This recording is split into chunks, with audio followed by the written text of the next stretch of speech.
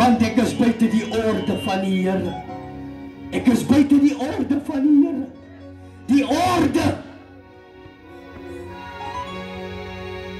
Can I go there? Can I go there?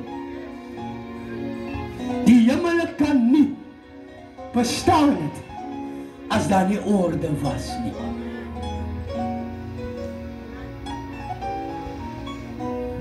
Toe Jesus gewaar,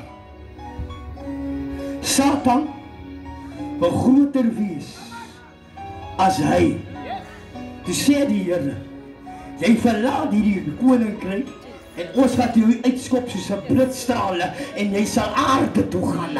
Prys die naam van die Here. As ons in die orde is, halleluja, is daar geen hoogmoed in ons gees nie, maar ons is nederig van harte, almagtig, en ons is blind, want die werk van die Here lê op ons harte.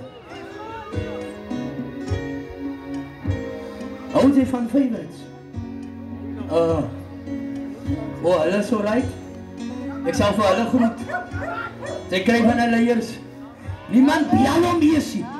Maar sodra hy vir jou sien, as hy so man op die phone, is dit waar? Ja, prys die naam van die Here. Hey, hy wil jou nie groet nie. Hy weet man.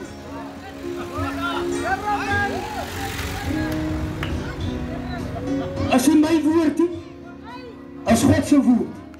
Hy ken die grendels wat vasgemaak is onder die gesaldes van die Here. Hy weet die Here Jesus, die afvalligheid is groot op die huis van die Here. Ons moet waak en bid.